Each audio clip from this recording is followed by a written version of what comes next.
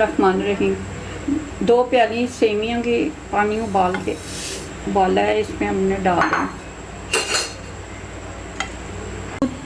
इसको अच्छी तरह उबाल लें और हल्की आंच में रख के इसे थोड़ा सा गाढ़ा हो जाए। अब इसमें दूध में डाल दें हल्का सा।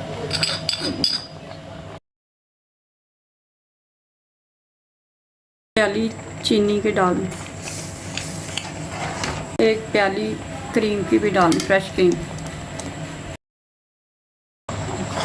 1 गिलास दूध का लेके उसमें मैंने आम को ग्राइंड करके अब आस्ता आस्ता इसमें डाल दें। थिकनेस आएगी तो मैं आपको बताऊंगी। अगर आपको ये मेरी रेसिपी अच्छी लगेगी तो लाइक करना, सब्सक्राइब करना और शेयर भी करना।